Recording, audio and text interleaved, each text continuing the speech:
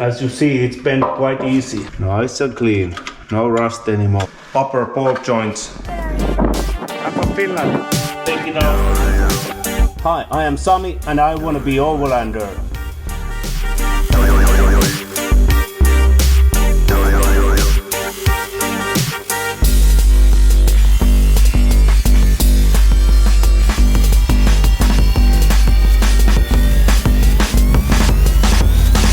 First, I revealed my ego. Hello from Wannabe Overlander YouTube channel.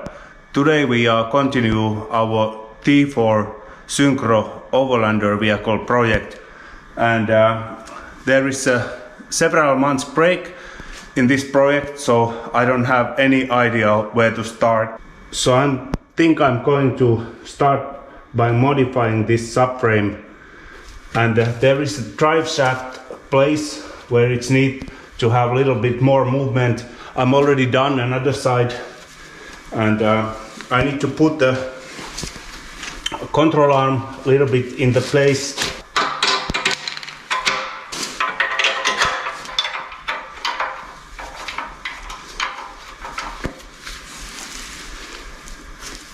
So what we are going to do, we need to bend this metal down because the drive shaft turns here and the boot is just hold on here in this place. So if the car body gets up 100% position, it might tear off the boot. So this place you need to bend down. You can bend it down almost 1 centimeter or several millimeters anyway, so there have a little bit more place for play for that. And it's very mild steel, it's easy to bend by hitting. I use this kind of shaft and hammer. I done already another side, it's bent quite easy. Of course I'm going to break the color here, but then I just brushing it back here. It's not gonna see in the car anymore.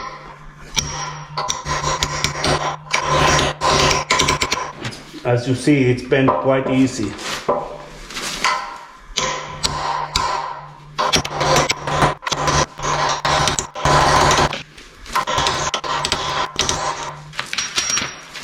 The reason I put the control arm here, I don't want the cap change there.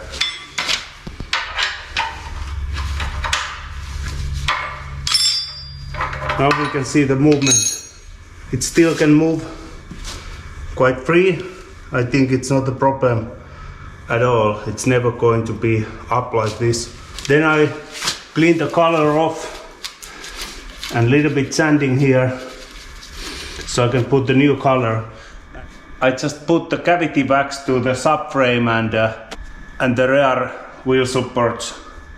So this sheet metal for the subframe I bend like this, so there is should have more place for that drive shaft boot. And there is now cavity wax inside the subframe, and it should be better. And also these rear control arms.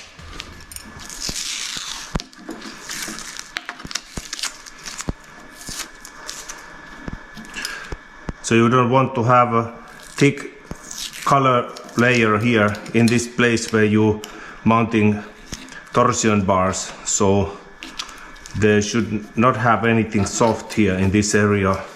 And then we are going to take off these upper ball joints. Pry off this socket here. It's quite easy to take off.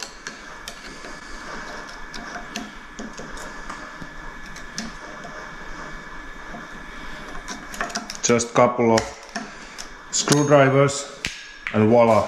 And then put little bit something lubricate here.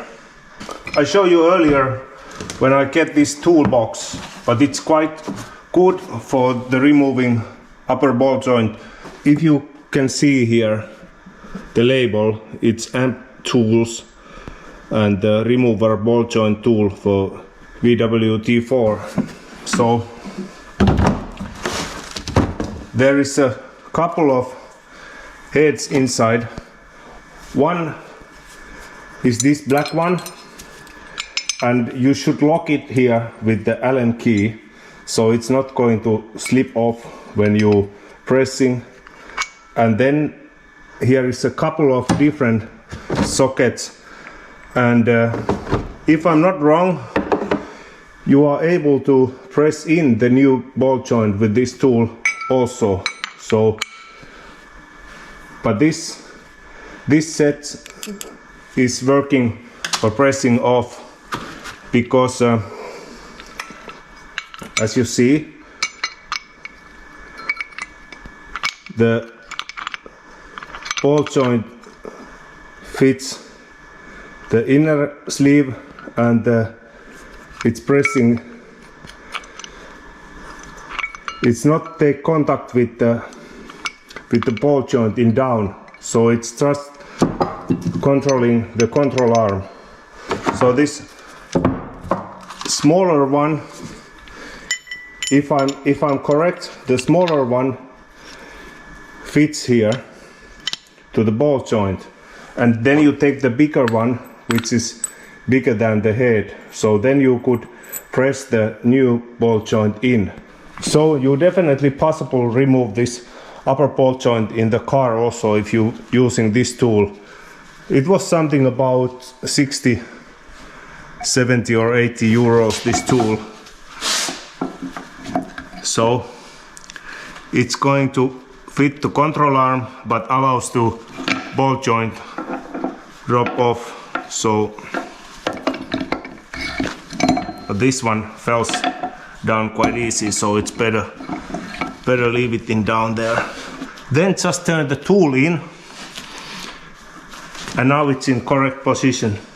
Next I'm going to show you what you need for turn this, and it's quite fighting. I have this huge set of tools, and this is a number 50 millimeter, but I think the correct size is 48, but I don't have. Here is a 46 and this 50, but this 50 fits quite fine. And then I have this 3/4 inch, and it's 24 millimeter socket. I needed big size because it's a long handle enough. This half inch tool is not long enough. You cannot get power enough. So you can hold this 50 millimeter tool here, and then this 24 millimeter. The biggest problem is to get enough force. But this side it's already loose. It wasn't tight anything.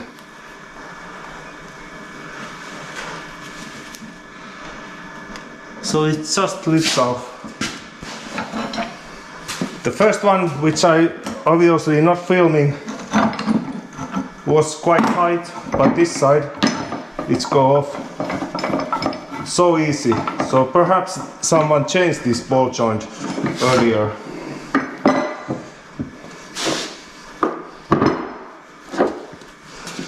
I don't know. So that's kind of work to take off the ball joints. Now it's again magic happens, and the front subframe fly in the place alone, and me and my wife don't pushing up anything very hard. It's go alone there. We use this pallet lift, I don't know which this name is, Rockla, and a little bit push with the hands, and I screw the bolts there, and now it's hanging there. So it's just hanging.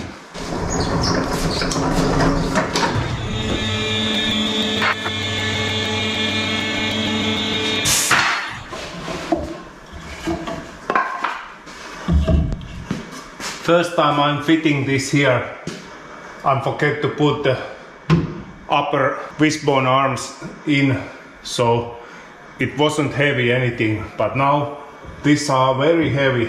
Something else I can put it in later. So now just subframe bolts.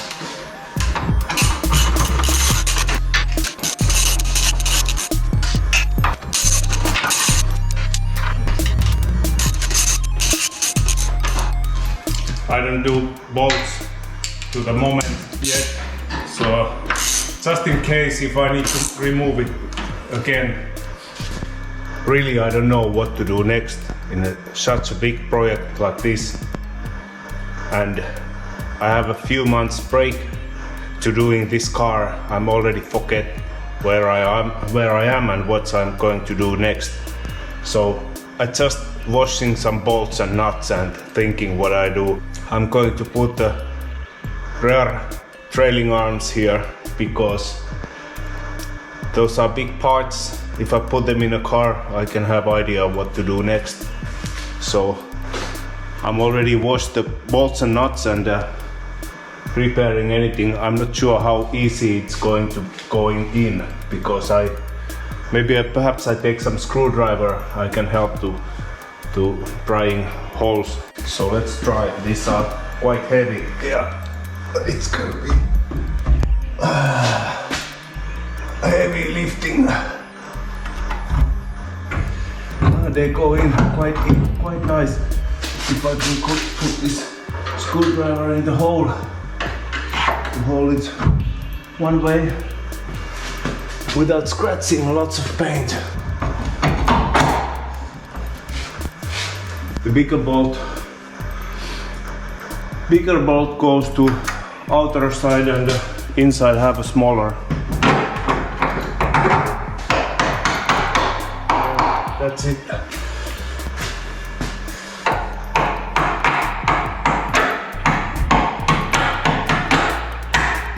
Yeah, it's in there. The inner bolt, there is a toe adjusting, so I need to look those places later, but anyway I cannot tightening them now before I have all in the correct position.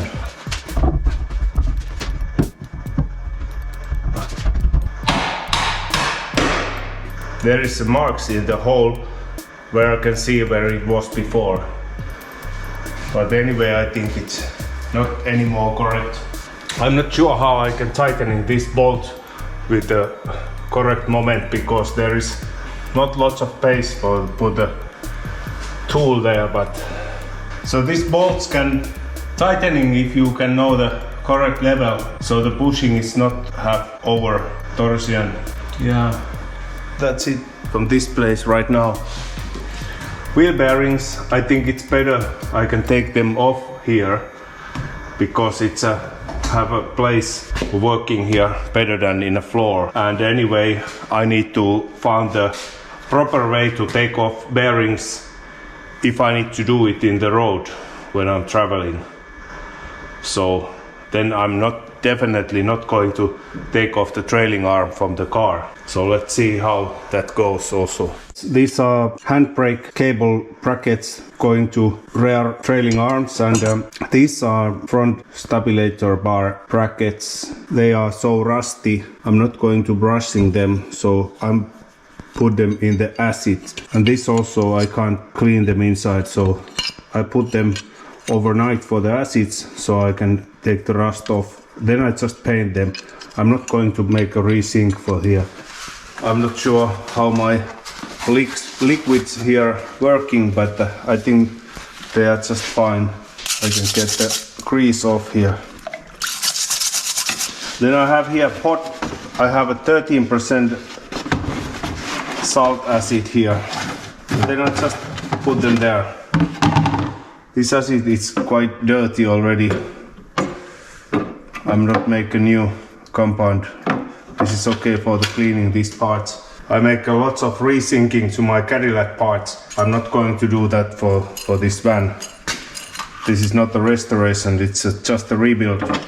So if I can get the rust off and get some new fresh paint there, they are just fine. So just leave them there to perhaps one day. This salt acid working better in the in every temperature. It's not need to have very hot, warm temperature like a phosphor acid. Leave them there and check tomorrow the results.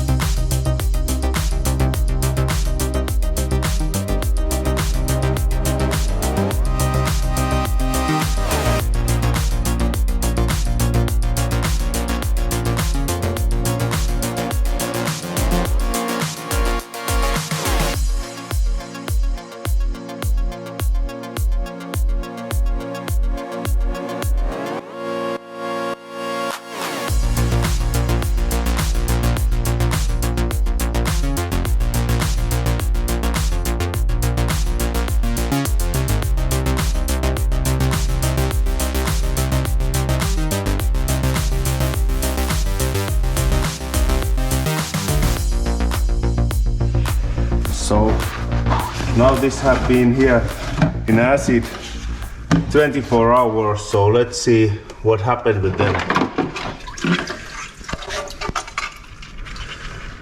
Nice and clean, no rust anymore. So they could be there a few hours more.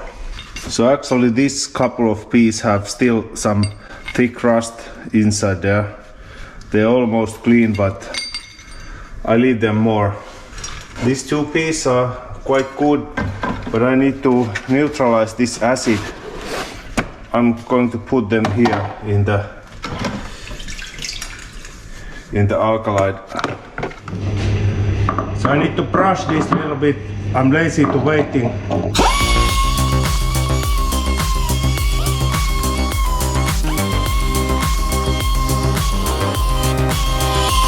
This one is not working quite well. Try another tool.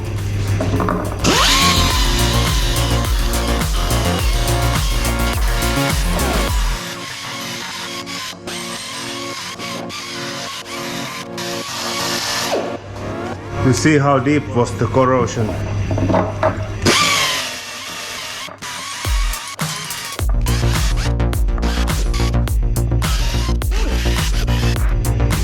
So I think this one going to last next 3 decades.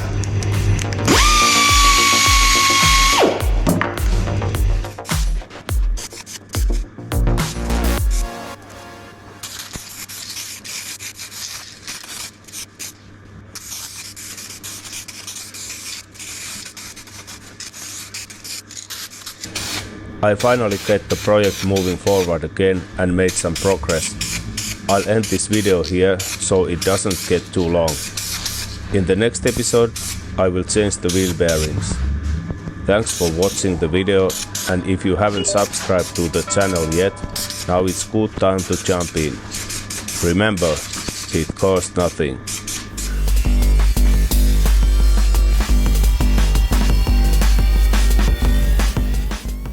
Thank you for watching and see you in next episode. I just get them move about 1 millimeter or couple, but then I realized it's not good method hammering and making damage and hitting color off from everywhere. So I go to build them and I bought this set